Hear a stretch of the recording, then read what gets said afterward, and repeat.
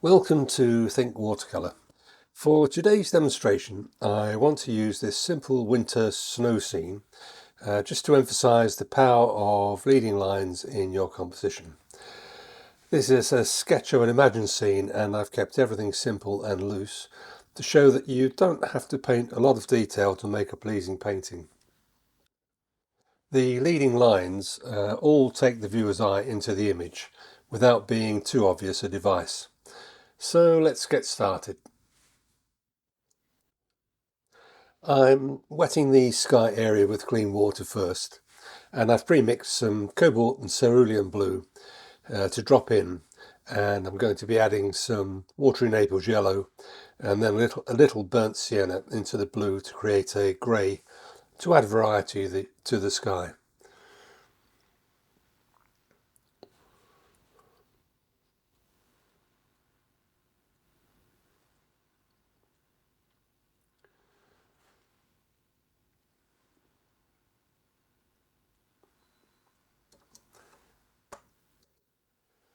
For the shadows in the snow on the riverbank, I've added more cobalt blue and a tiny amount of jadeite green to the sky blue mix.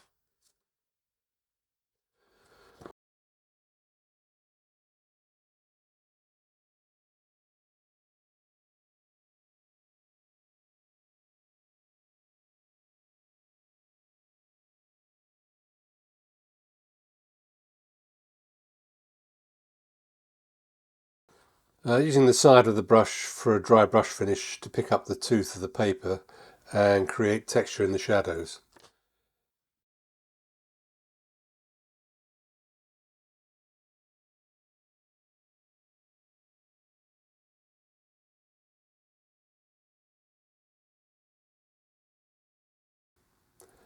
I'm painting a darker shadow along the edge of the riverbank, and I'm blocking in the water with the same colour as the sky.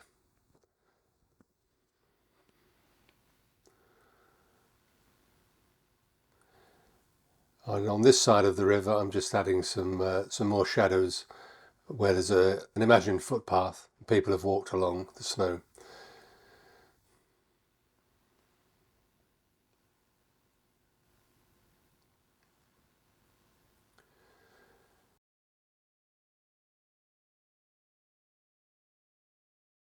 And here I'm adding some burnt sienna to the edge of the riverbank to create variety, and because it's a complementary to blue, it also adds some harmony.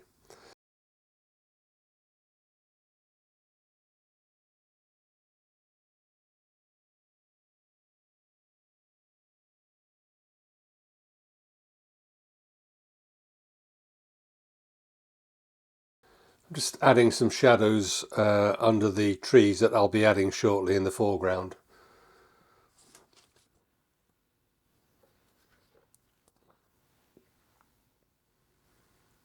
And for the furthest trees on the riverside, I'm using burnt sienna and neutral tint for a warm light grey. I'm just using a number 3 rigger, by the way.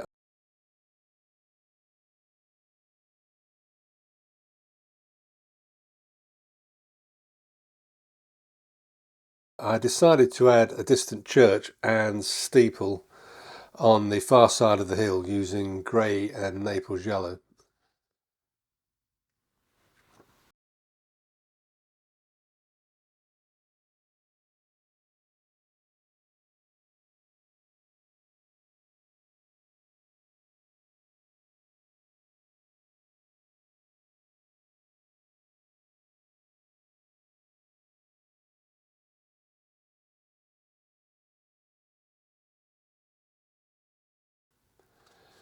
For the foreground trees on the riverbank, this is a mixture of ultramarine and burnt sienna. Again, this time using a number 3 rigger, darkening wet in wet as I go along.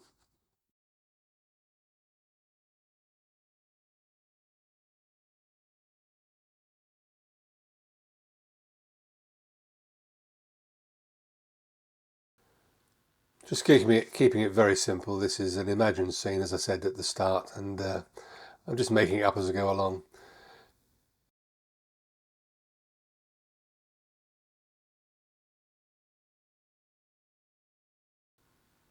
Just making sure that I get these foreground trees darker than the trees behind them.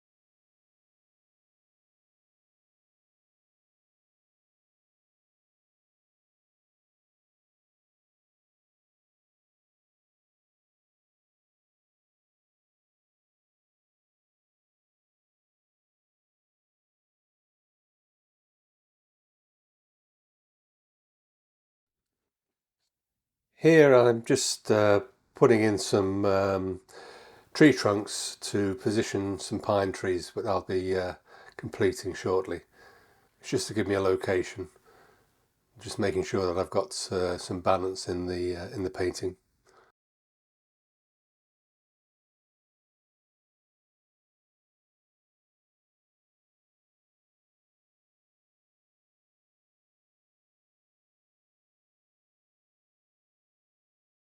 At this point, I'm afraid I didn't notice that the camera had lost power, so I'll quickly talk you through what I painted while the camera was off. I painted the foliage on the pine trees with some jadeite green and burnt sienna. I painted the fence along the ridge of the hill, and then I used some neat white gouache for the church roof and snow patches on the foreground trees. For the reflections in the river, I'm using a flat brush with very little paint to create the dry brush finish. And then with a clean damp brush, I'm lifting out some horizontal ripples in the water.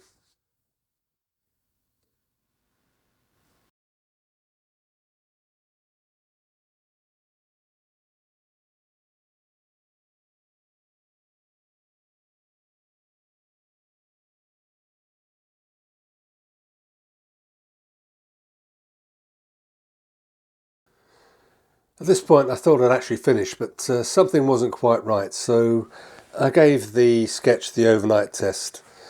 This is a good trick if you're not quite sure about your finished piece. Leave it overnight and come back the next day with fresh eyes, and you'll be surprised at how this often helps you to resolve the issue.